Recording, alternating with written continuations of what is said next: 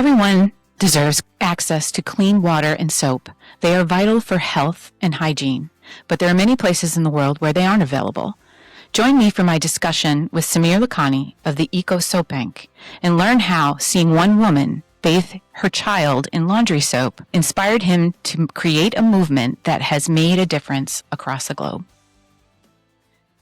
Hello and welcome to the HSCG Master Maker podcast. I am here with Samiar Lakhani of the Eco Soap Bank. Welcome. Thank you so much for having me. I'm so excited for this topic because your organization is fabulous and we've had a partnership for like 4 years now, I think. So it's excellent to have you on. I'm really excited. Let's get right into it. So let's start at the beginning. Can you take us back to the moment that inspired Eco Soap Bank, and what did you see or experience that made you realize that this was something that the world needed? It really hit me like a lightning bolt.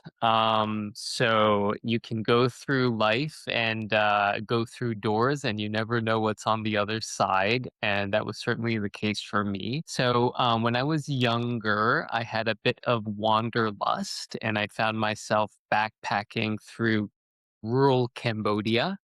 An incredible place that honestly could have looked that way thousands of years ago. And while I was there, unfortunately, I saw something that would truly change my perspective forever. I saw, in particular, a mother bathing her newborn, but she was using laundry powder. And I still remember the child was very much uncomfortable and crying. And in that moment, Lee, honestly, I just committed myself to this topic of global hygiene. How can we, and I think the entire membership and community agrees that hygiene is a basic human right. And that was something, philosophy that formed within me in a single moment. Absolutely. I mean, that's a very visceral image to see. And the other issue going hand in hand with that is clean water, too, right? Yeah, my husband and I are very on the clean water side. We have a charity that we've been giving to for probably 20 years. It's called Water for People. People deserve clean water and to bathe and to drink. And yeah, so that's excellent. So the Eco Soap Bank's mission is powerful. It takes hygiene access, waste reduction, and women's employment all at once. So how do these pieces come together in practice?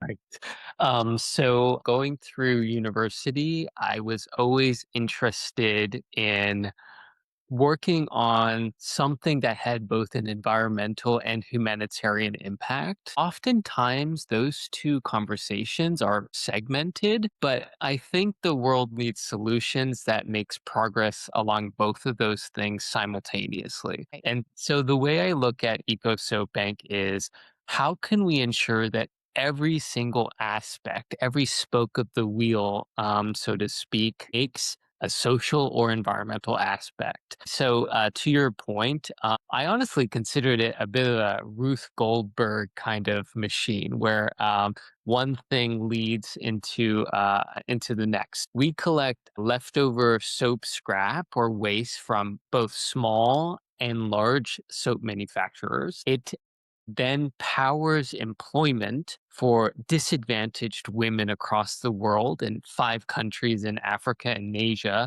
And to bring it home, are the women from similar backgrounds that I had that initial experience with in the Cambodian village. The soap is then redistributed with hygiene education to children in schools or to refugees to instill proper hygiene habits and create a new generation of soap users. And to bring it back to your point, we actually partner with Water for People, for example. So the one that I mentioned. We partner with like-minded organizations who are directly involved in the community. They know their community that they're serving.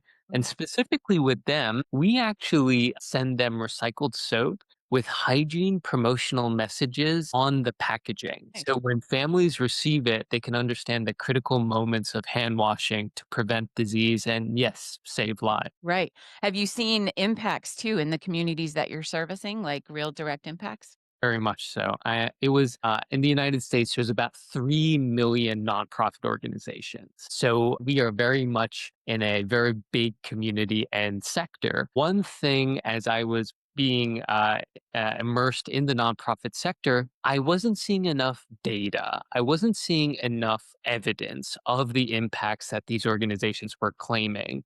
And I wanted to ensure that it's not only to donors and partners, but to ourselves that Right. we're making the impact that we were saying we were. And so, since 2020, monitoring and evaluation and research with independent organizations has been a huge core value of ours. And so, we have executed health studies in a variety of different settings. Some of my favorites have been a community program in Uganda. It might have actually been with Water for People. Forgive me, I can't remember, but we saw a 43% general disease reduction from our hygiene intervention. And there have been even more evidences of healthcare changes. In particular, we work in a refugee camp in Bangladesh where 1 million people live on the size of what is a golf course. And after our intervention with children, we actually saw diarrheal rates reduce from 8% to 0%. Wow. Wow, that's excellent. What does it look like day to day in the communities where you work? So cash flow is unpredictable and savings is really non-existent. So your calories are really tied to whatever you can earn that day. It's a rather difficult life living on the edge. And the reason I bring that up specifically is because another huge pillar of our impact is the steady employment of women. They're not making $1 million with us. They're making fair wages, of course. But what's important is that they know next Friday they will receive a paycheck Right. and they begin to save. They can begin to pay off debt. And we've seen a 354% increase in average savings from the women that we employ worldwide. That is such a comparison to when you're talking about poverty, like, for example, in the United States, people talk about people living paycheck to paycheck, but you're saying people are living day to day and don't know if they're gonna get enough that day to be able to sustain their families and themselves, Yeah. correct? I'm sure emotionally it's very much the same feeling, but the time window, to your Yeah. point, is much shorter. Exactly. I mean, I can't imagine waking up every day and not knowing if I'm going to eat or if I'm can feed my family. We living in societies that we do, we don't see that. Like you said, that this started your whole journey by actually physically seeing it live. Have you seen a direct impact too on the discontinuation of things like USAID on your communities? Yeah, very much so. But those are specifically for large scale programs such as HIV, AIDS, and malaria. Both are incredibly important and have many decades of proof of concept. Frankly, they have just saved so many lives. One of the things that we see from a day to day perspective is the incidences of malaria. Going back to our point about having as much impact as possible, one of the other ambitions that we have is how can we kind of reinvent the wheel? How can we invent a new bar of soap that makes even more impact? And so we have two ideas that we're actually rolling out. Okay. The first is we have a product called Soap Play, which is small bars in fun shapes and colors like stars, hearts, and animals that we have actually undergone research which has showed that children are 3.5 times more likely to wash their hands with a shaped bar than a normal looking bar of soap. I believe that. Now, our soap play bars are not as nice as probably some HSCG members can make with molds. Mm. Really mass produce them with vertical extruders and then chop it vertically. But even that simple aesthetic has been shown to transform hygiene behavior in kids. So that's the first thing. But the second thing, to bring it back to USAID, is okay, how can we begin to think about mosquito borne illnesses too? And so we are currently trying to formulate additional active ingredients we can add to the soap to maybe reduce the incidences of mosquito bites, particularly on communities that use it for bathing and things like that. So these are just kind of some of the ways we're responding to the fallout. now. Right, right. And soap too, and we all when I've done about 20 podcasts and talking about soap and to makers. Soap is an experience for somebody. Like to get clean and to use a bar soap that smells good and maybe is in a nice shape. That is just such a human, like a very grounding thing that people can do. So starting any social enterprise is tough. So especially one built around waste materials. So what were the biggest challenges that you found early on? Oh, so many. Goodness, how many hours do we have?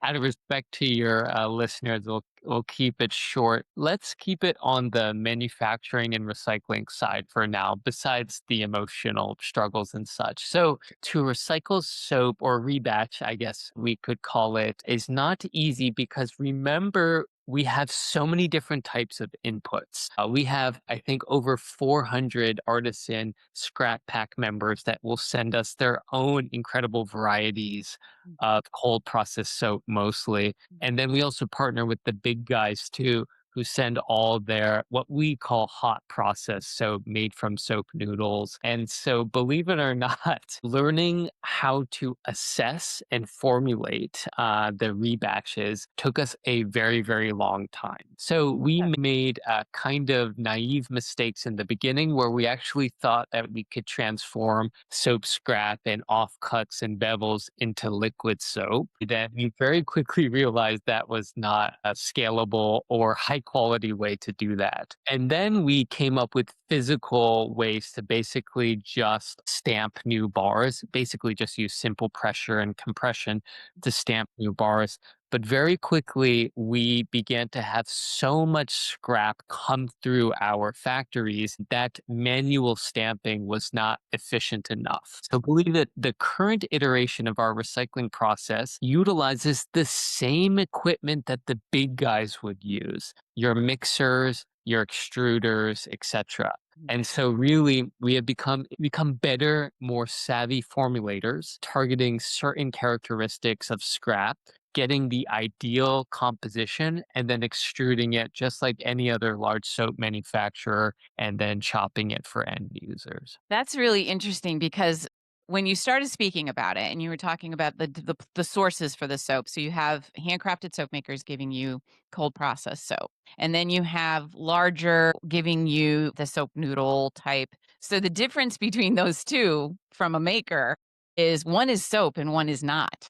The on one hand, you have synthetic detergent, which has a lot of different ingredients, and the other hand, you have actually soap. So I can't even imagine trying to combine those two. I did a podcast with a maker about soap scraps, and the interesting part of it is you don't just take it, and it's not simple to rebatch it. You do have to do some math, you do have to do some chemistry in order to get the right result. So I completely understand where you're coming from. That is two different it's like apples and oranges, synthetic detergent versus actual soap.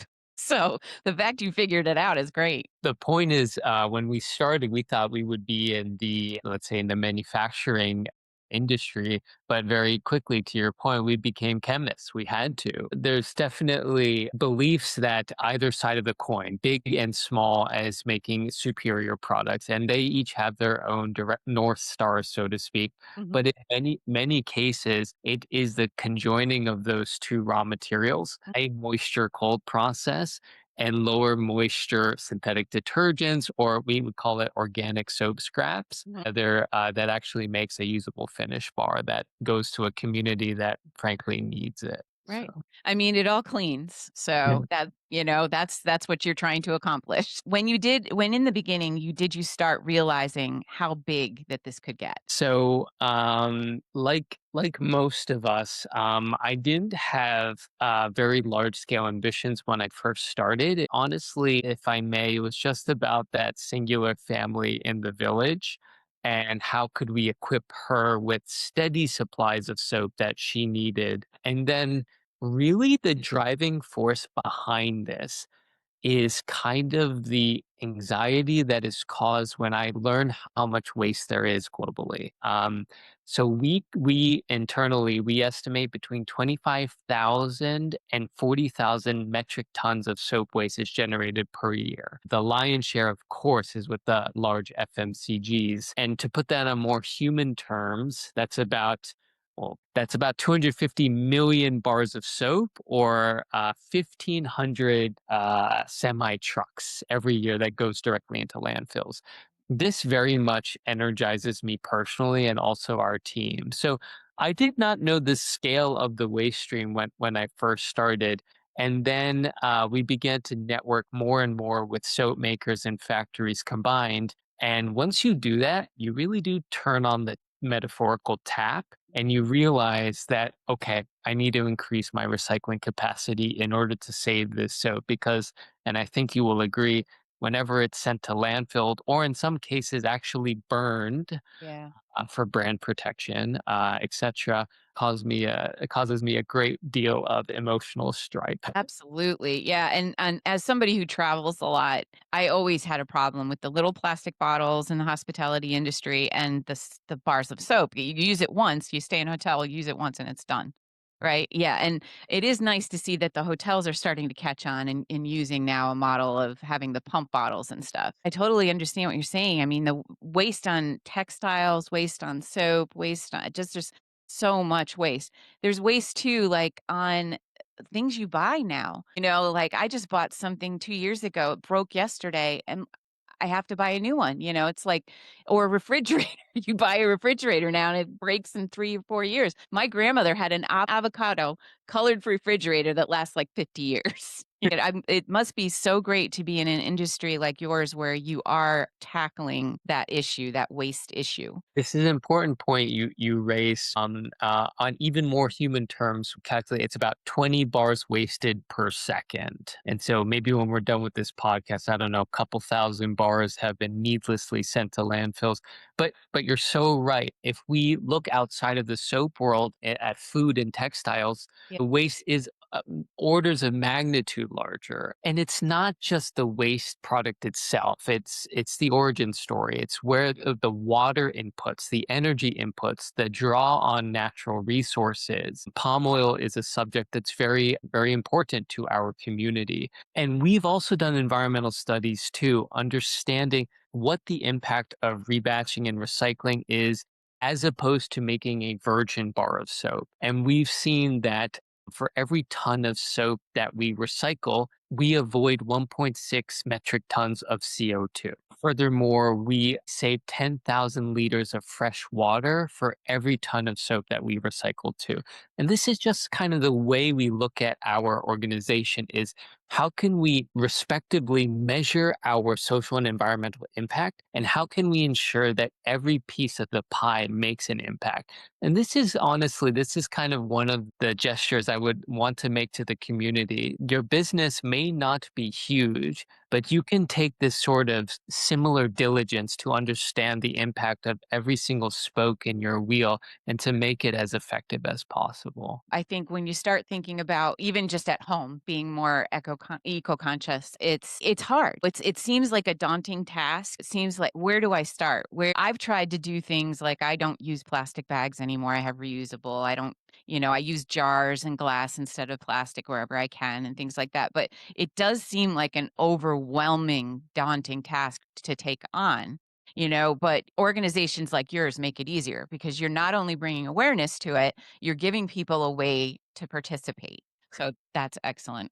There's one, I think, it just made me realize I'm in a very important vantage point because we are deeply, deeply immersed in the artisanal soap maker community, but we also are extremely deeply immersed in the large scale soap making community, the Unilevers, your Colgates, etc.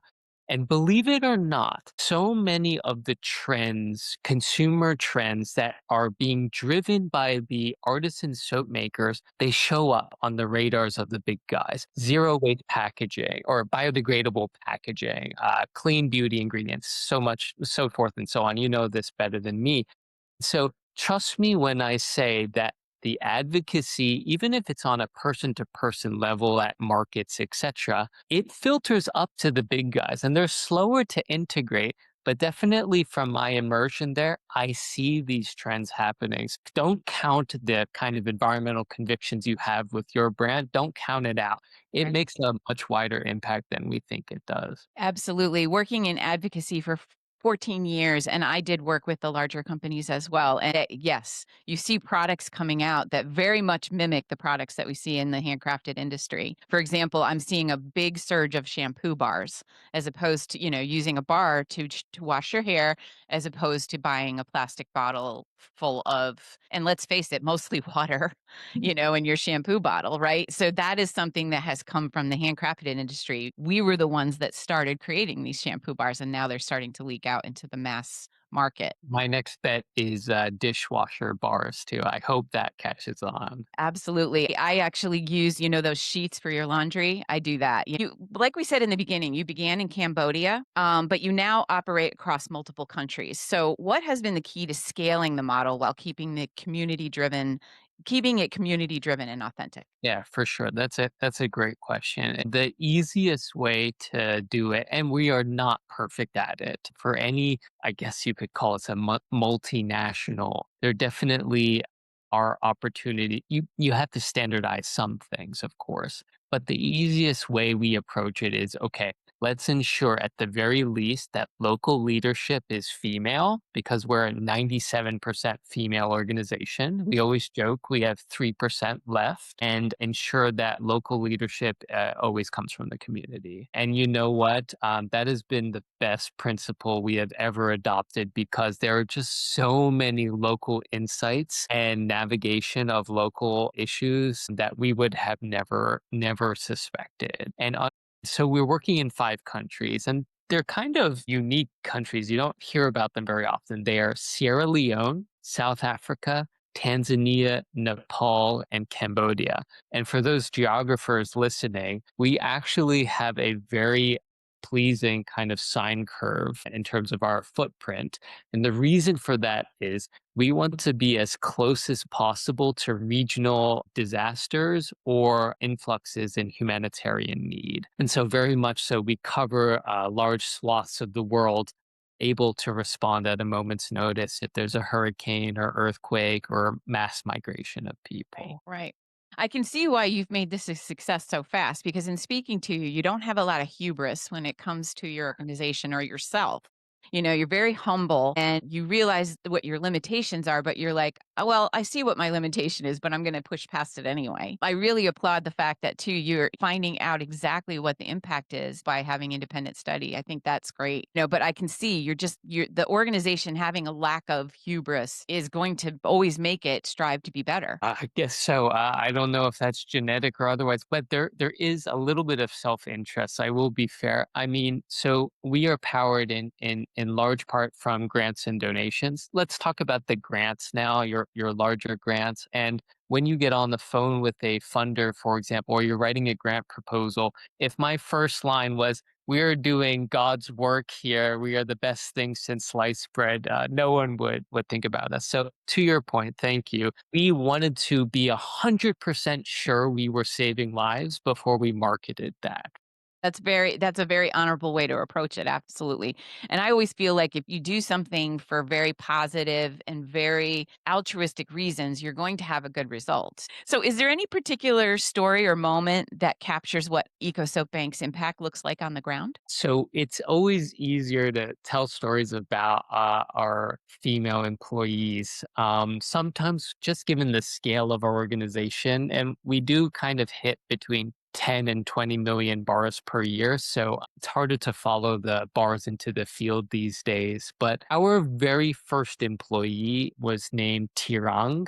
She's from Cambodia. And I remember when we interviewed her 11 years ago, she was so shy that she wouldn't look us in the eyes when she came in to talk to us. But we knew that there was a spark there and we hired her. And 10 years later, she has left the organization to pursue her own small business, which I think is amazing. She weaves baskets. She has purchased her first home, purchased a home, which is an incredible feat for a Cambodian woman to own property, having saved and worked with us for 10 years.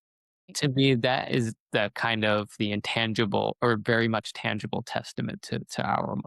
That's a great story. That's a great story. My husband and I always say, like, and we tell our kids, you always want to have a job or a profession where you lay down your head at night and you feel good about what you're doing. So I know you have that, based on these stories and things like that. And we do. My husband's an engineer for wastewater treatment. And of course, you know what I do. So we always lay down at night and say, yep, we're, responsible for making the world a cleaner place, and less smelly place, both of us. And we feel good. It's so fun. If I weren't in soap, I would be in wastewater. I think it's fascinating. We don't even think about it. I know from living with him about wastewater, and it is so important. People don't wanna talk about it. It's kind of Yeah, an icky topic, but the water that comes out of a wastewater treatment plant is clean. You can drink it. Like, yeah. they've actually showed there was a news story they showed years ago where the guy was at, the Los Angeles wastewater treatment plant, and the guy got a glass of water, and he said, "Here, go ahead," and he's like, "Really?" And he did it right on TV. That's the truth. The water is clean. It's fantastic, so So fascinating. Yeah. yes, and it definitely goes hand in hand with what you and I do with soap, so absolutely. So what's next for Eco Soap Bank? Where do you see the organization 5 years from now?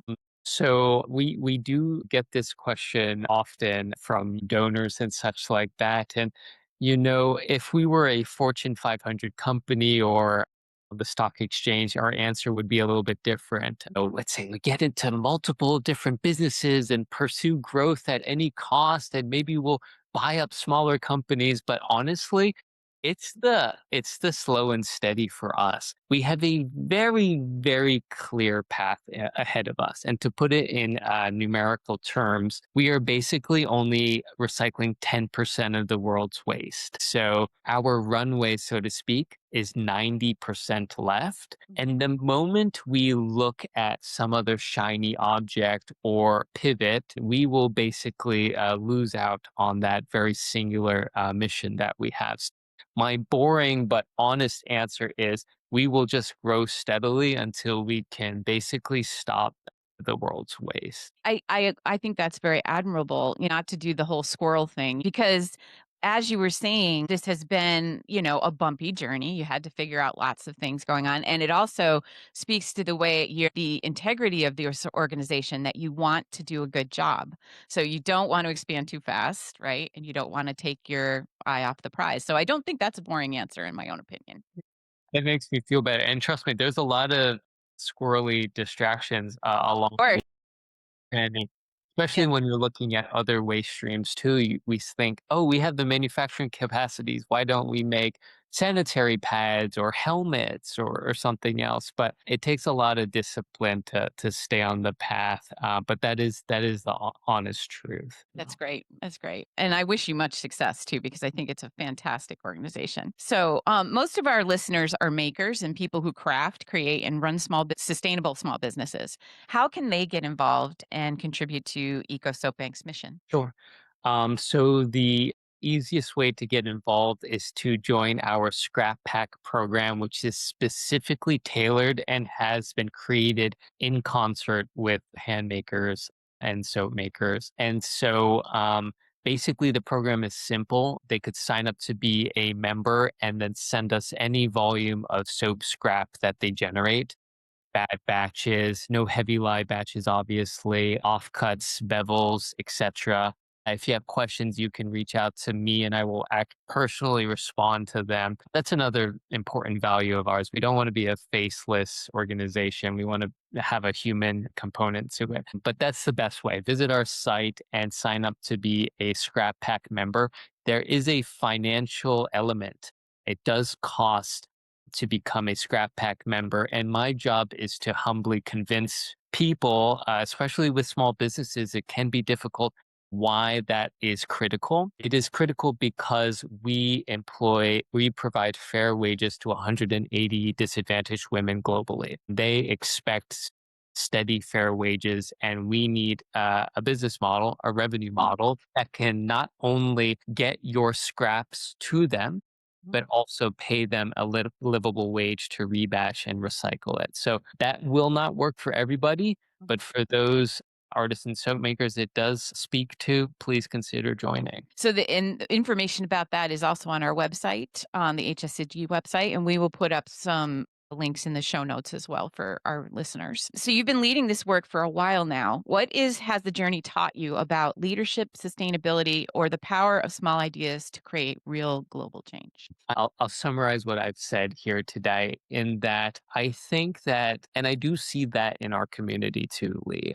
I do see looking ahead too many steps, and in many ways fantasizing about becoming big. And that honestly doesn't always lead to growth and success. And whether or not people believe me, but when I started in the Cambodian village, I was really only focused on her. Mhm.